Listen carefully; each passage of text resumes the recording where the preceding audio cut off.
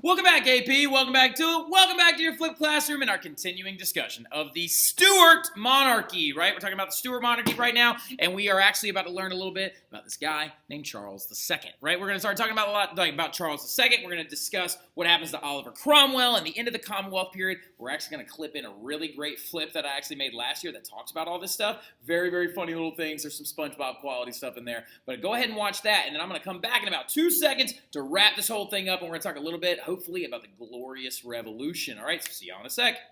He is also going to bring to corner this very big concept known as the social contract that you need to highlight, underline, circle it, make it in red. It's very important, okay? The social contract is basically what Hobbes came up with. Where let's talk about what a contract is before we go any further. A contract is basically a quid pro quo. It's I'm going to do this and you're going to do this kind of setup, right? And if you violate this, then I will violate you back using this, right? So the thing about it, though, with the social contract is Thomas Hobbes invents this concept where he believed that people, you, me, all of us, had to give up certain rights to a benevolent absolutist to protect us from ourselves, right? That we have to give up the right of freedom of speech, that we have to give up the right of this, like have to give up the right of freedom of religion and things like that to an absolutist who will just protect us from ourselves, right? That's the contract. I'm giving up this, but you must protect me, right? So this is a very warped perspective on reality, and the interesting thing is it's so warped, in fact, that many historians have disagreed on if Thomas Hobbes actually liked Cromwell or disliked Cromwell. Nobody's really that positive.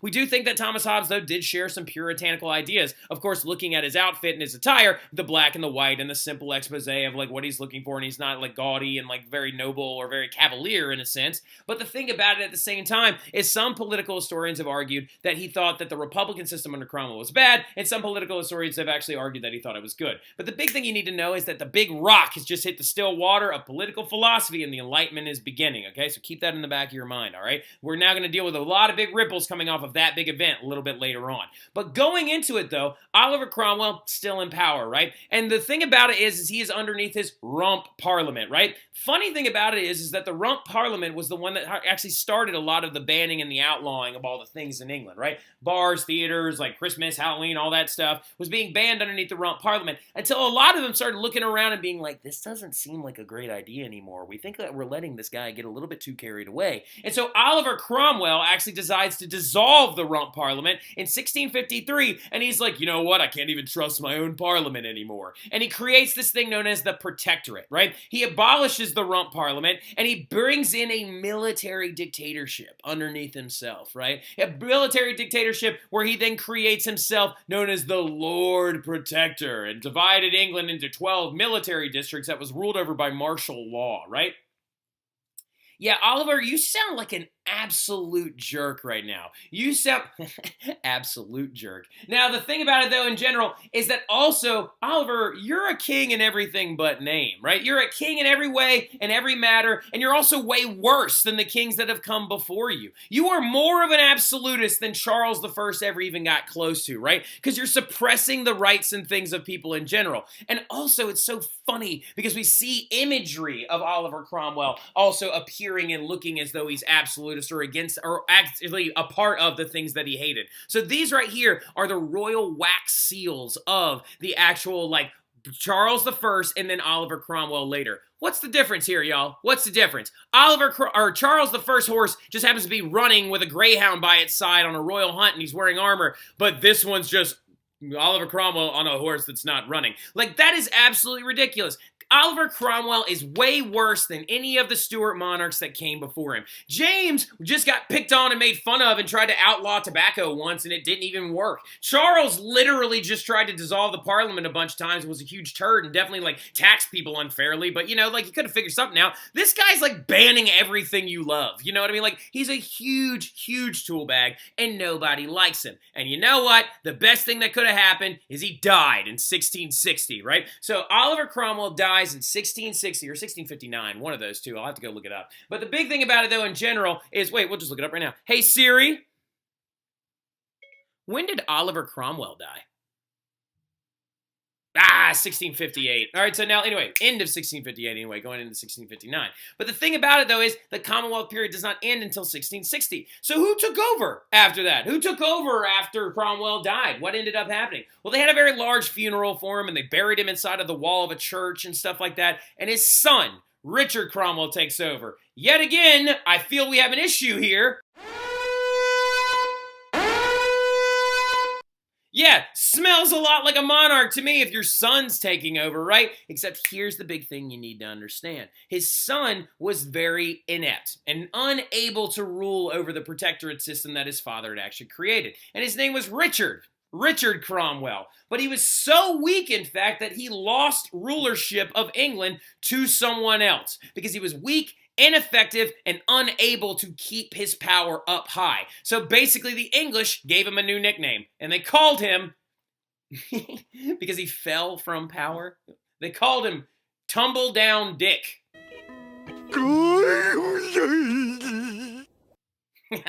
I know. So the thing about it, though, in general, is who is the guy that replaces him? So if if Richard Cromwell, the son of Oliver Cromwell, is so weak and ineffective, who's going to replace him then? Who comes to power after that? Well, we've got the Restoration period. That's right!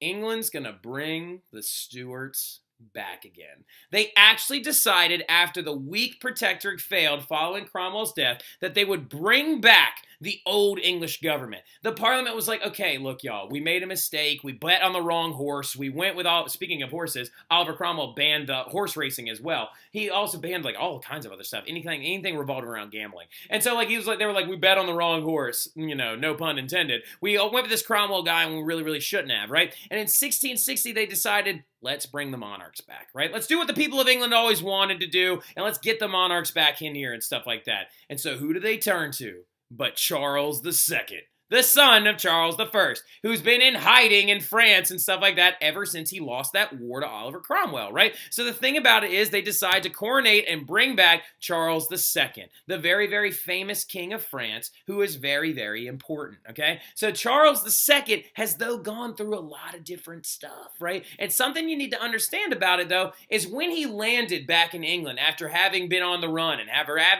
actually to hide in people's houses and after losing a war to Cromwell and stuff like that. A lot of different things had happened to him that had really affected his personality. But when he came back to England and was actually coronated as the new king and stuff like that, people loved him. They were like super excited. They referred to him as the Merry Monarch. And then also in the long run, they also did this as well, which is really funny. And they had a nickname for him. My name is Charles II. Oh, hail the King of Bling. Let's sing, bells ring, ding ding. I'm the king who brought back partying. King. Exactly. He's the king that brought back partying, right? So the funniest thing about it is Charles was very well known for his party habits, right? So when he came back to power, he rolled back all of the reforms that actually Cromwell did. But before we get into that whole thing, let's make sure we talk about his backstory a little bit so you can understand what his big effects on the English government is going to be from a personal perspective, right? Let's humanize this guy a little bit. Let's make him seem like a real person that you could sit down and talk with. Well, first and foremost, Charles's backstory, he spent most of his youth with his mom, right? They were mostly in exile, bouncing around the Netherlands and France and stuff like that, while Charles I, his dad, was actually trying to fight the wars of the English civil wars against Oliver Cromwell, right? The big thing also that you need to understand is that after the death of his father happens and stuff like that, he ends up bouncing around through more other areas and court parties and stuff like that, and would eventually, of course, come back as the King of Scotland, right? 1 week after his father's execution. Well, by that point in time, Charles II was very well known for being addicted to a couple of things. Women and tennis, right? Like, so he loved playing royal tennis. It was his favorite game to play, and he was all about some women, y'all. I don't think you understand. The man literally had 12 illegitimate children, none of them with his wife, right? He had 12 kids, none with his actual wife. He had mistresses out the yin-yang. He would have very debaucherous parties where there was drinking and other things going on and all this other crazy stuff. But that's the thing, is like the English didn't care by this point because they had lived such an oppressive life underneath Cromwell, right? This merry monarch, this king that brings back partying, everybody gets real jazzed up about it and stuff like that. And also, funny little thing about it too is Charles has something named after him because he actually had a certain breed of dog like bred for him. That's right, if you've ever seen these guys before, those are the King Charles Cavalier Spaniels, right? Get it? Cavalier Spaniel, of course, named after him and his father's army and stuff like that. And they called him that because of the big, ears and stuff like that matched the hair that Charles had, right? So the thing about it, though, in general, is that throughout most of his life, while he's partying, he's playing tennis, he's trying to stay alive, he becomes King of Scotland, and then he goes into hiding and stuff like that. When he was in hiding, this is very, very important that we understand this. He had failed to actually take the throne back from Cromwell in the Third English Civil War. He became the King of Scotland for a brief amount of time before Cromwell goes and takes it all over after he wins the Third English Civil War against him. But a very important moment happened in Charles's life, right? He was actually on the run trying to get out of England without being caught by Cromwell's troops. And where does he end up? But in a priest hole, right? He ends up being hidden by a secret Catholic family and stuff like that in Wales, and they hide him down in their basement with another Catholic priest, right? Now, Charles himself is not a Catholic priest, but he sits down there with him, and he ends up making very good friends with this Catholic priest. And while he's down there, this Catholic priest, counsels him, talks to him, and gives him things to read and stuff like that. And that was at that point that Charles began to entertain the idea of secretly converting to Catholicism, right? So Charles, never being baptized as a Catholic, does in his heart secretly convert to Catholicism, right? Which is a really big deal because following the death of Cromwell, he was brought back as king by popular demand, right? So we now have currently a partying, not getting anyone that's his wife pregnant, interesting little dude coming to power, and everybody loves him. So a very interesting situation is sitting on the crown right now, right? And then not sitting on the crown is sitting on him. And then also, there's a lot of crazy things that happened underneath the early things of his reign. Underneath the earliest part of his reign, in 1660, on the anniversary of his father's death, he actually decided to have all the people that executed his father dug up out of their graves and put on trial, and then he had them executed as well. And one of those guys included Oliver Cromwell himself. That's right, Charles II, when he came back to power in England and stuff like that, first of all, he's not even married yet, but he's got a bunch of illegitimate kids running around and stuff like that, literally has Oliver Cromwell's body dug up, and they swing an axe at it 8 different times. They chop the head off, and they put it on top of a 20-foot spike, and they hang it over top of the Westminster Hall, right? And so literally, Oliver Cromwell's head got paraded through the streets of England, like it was a big banner or something like that. And it sat up there for over 100 years until then it was later actually stolen by somebody else, and to this day we have no idea where it is. Oliver Cromwell's head is long gone and lost, and so we have no clue where it actually went. But I just love the idea that they dug him up and they were like, you killed Charles, we're gonna get you. And so going into it though as well, you have to understand that going on in his entire regency and stuff like that, he does get married, right? So Charles actually, even though his early reign is fraught with a bunch of challenges and stuff like that, he has Oliver Cromwell's head broken off his shoulders and chased around the entire city and stuff like that. Something else that you need to understand about him is that he does get married, and he gets married to a Catholic woman. And so I believe her name's it's either Catherine or Isabel. What's her name? So Charles the second wife. Catherine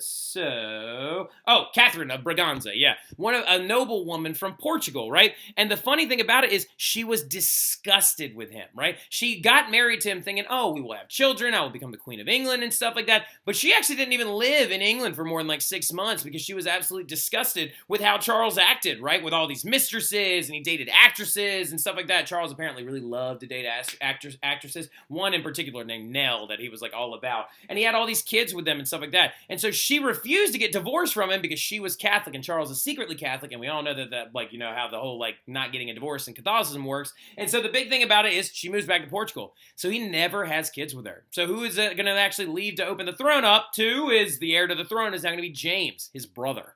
So now the thing about it though is, and also his early reign was fraught with challenges in a big way. In 1665, when he came to power, there was a massive outbreak of the plague, right? He comes to power in 1660, but within the first 5 years of his reign, a plague outbreak actually hits London. The bubonic plague came back for a period of time, and 7,000 people were dying every single week in this process, right? You had literally streets and carts full of dead bodies being brought out, homes being burned where they were trying to actually keep the plague under control and stuff like that. Now, an interesting little fact about this, though, too, is there was a very, very important figure that was actually alive during this plague outbreak, and his name was none other than, no, that's not me, Sir Isaac Newton, right? Sir Isaac Newton was actually actually alive during that plague outbreak, and he actually moved out to his country home and estate whenever actually the plague was going on in London to avoid getting the plague. So he moved out to the countryside. And it was on this countryside estate that his family had an apple orchard, right? And on that apple orchard, apparently he saw an apple fall, and that led to his entire theories of gravity popping up. So the thing about it, though, in general, we'll talk more about that story a little bit later on and how basically that never happened and how he actually just used it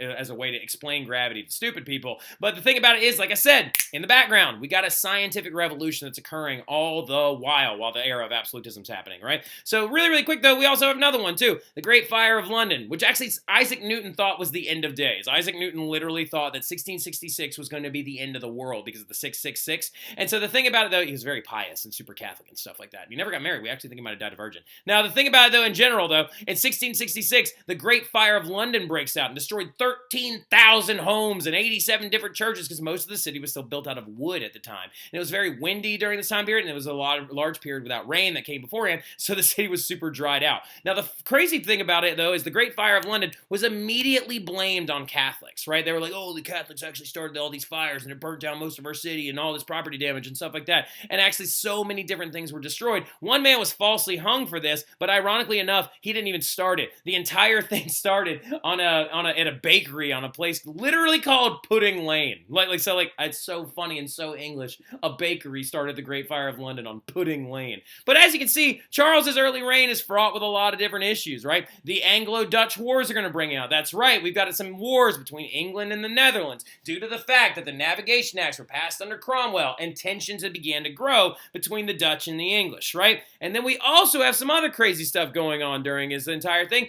Big thing is the English actually lose some of these early Anglo-Dutch wars, right? And get embarrassed by them. And then actually, at one point, De Ruyter, the Dutch admiral, even takes and tows away the ship that's named after Charles, that is the flagship of the British Navy, right? And so with that, though, Charles then enters into a secret alliance with his cousin, Louis the 14th. I know. And the entire thing enters into this alliance just so he can help him actually defeat some of the Dutch in some of these battles and stuff like that. But Louis has some issues with the way that things are going down in England. And Louis demands that if he's going to aid England in the Third Anglo-Dutch War to try and take away some actual Dutch rights and Dutch things and stuff like that, he refuses to actually help him unless Charles makes him a couple of promises, right? Now, Charles is entering into a negotiation with the biggest absolutist that Europe has ever seen, right? So with the Sun King himself and stuff like that, who lives in Versailles and rules completely and absolutely from the Hall of Mirrors, right? And the issue with this alliance is the promises that he forced Charles to take, right? And he told him that you must secretly convert, let me rephrase.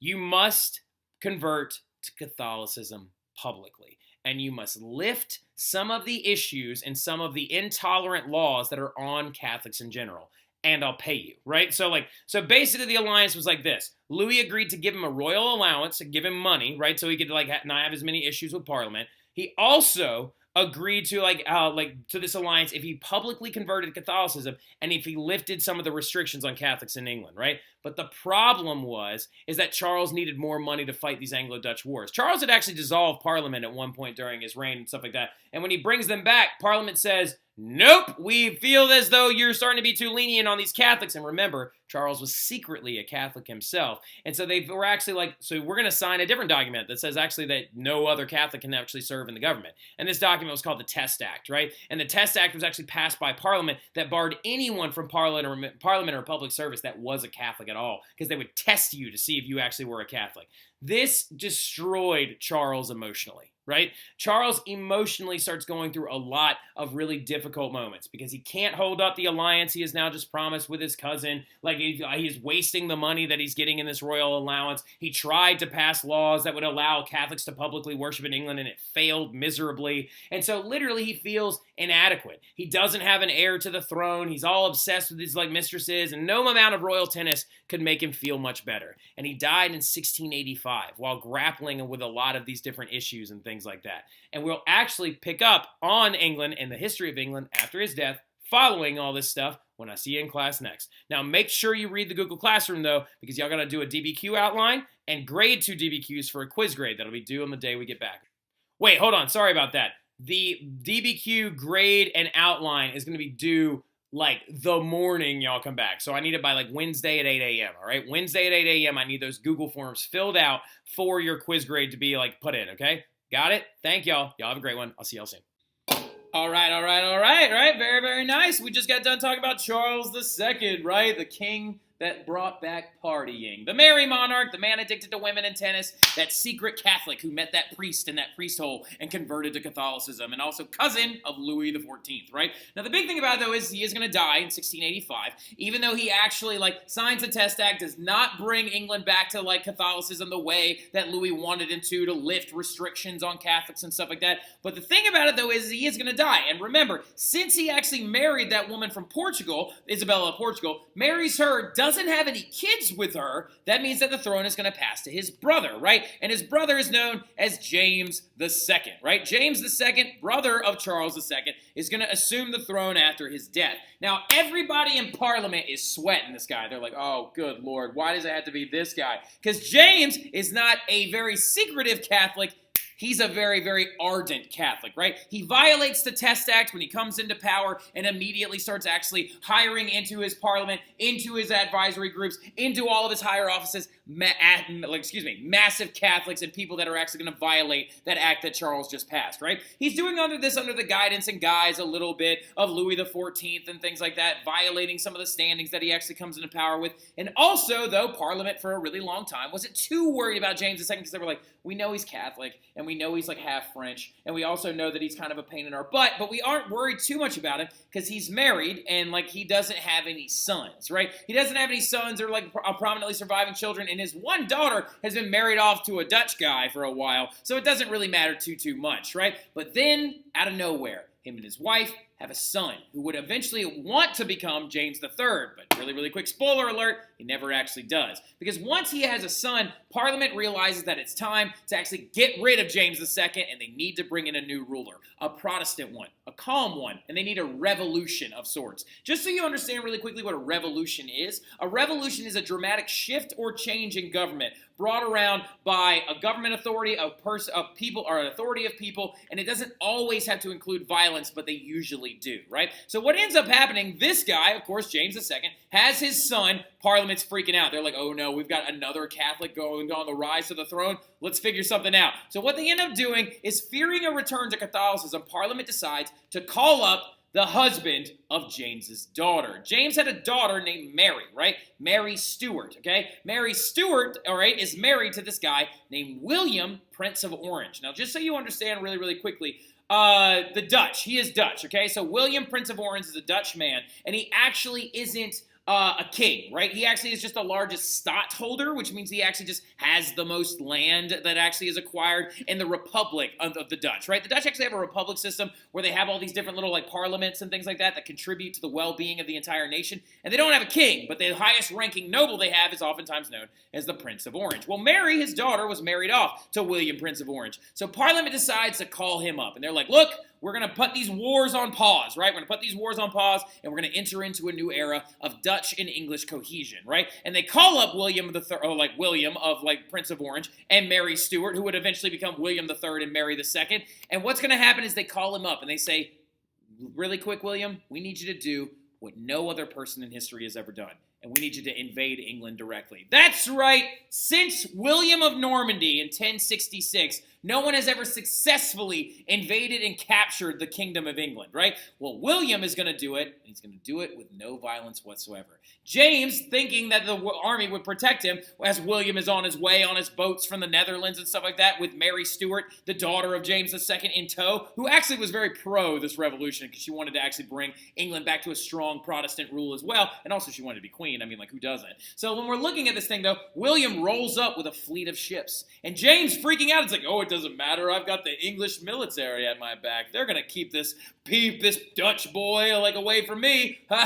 Oh, no. And what happened was the English army just let William in. And out of fear, literally, they let him in, put their guns down, and allowed William to invade peacefully, right? And out of fear, James II, King of England, gets in a rowboat, throws his royal seal into the harbor, and paddles away and runs away to France, where he lives out the rest of his days in Versailles. And so what has now happened is a revolution has occurred, right? The king has ran away, and we have a new government, right? And William and Mary's bloodless ascension to the throne is known as the Glorious Revolution, because no one died and not a single drop of blood was spilled, right? And new reforms are going to come to the English government that are going to be massively important, okay? As these two enter in and no one is actually going to die, they come in and they decide that they are going to be true limited monarchs. William, Prince of Orange, learning what he learned from the Dutch Republic, and Mary Stuart learning, of course, as well from her great cousin Elizabeth, decides that they want to create a balanced English government that will be able to avoid a civil war ever again. And when they come into power, they want to split power evenly between the Parliament and the King. They want to make sure that that Triennial Act holds up and that they meet with Parliament once every 3 years. They also ratify a new document as well. It's known as the English Bill of Rights, okay? The English Bill of Rights is brought in that actually perfectly outlines the rights given to people underneath the new reign of William and Mary and the new Parliament. Law also could never be suspended by the Crown, and the Crown would not interfere with any debate or session of Parliament ever, right?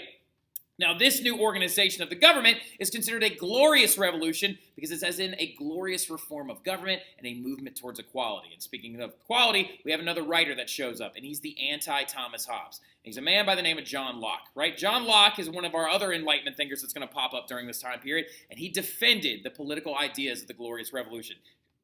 He wrote a very famous book known as the Second Treatise of Civil Government, and in that he believed that just like in the English Bill of Rights that the William and Mary had just passed, that there are 3 simple human rights that must be protected. He said life, liberty, and the pursuit of property are natural and inalienable, write that word down, inalienable, I-N-alienable, like rights that every person is born with, to life, liberty, and property. And he disagrees with Thomas Hobbes. Thomas Hobbes' social contract says you should give your rights to an absolutist so he can protect you from yourself.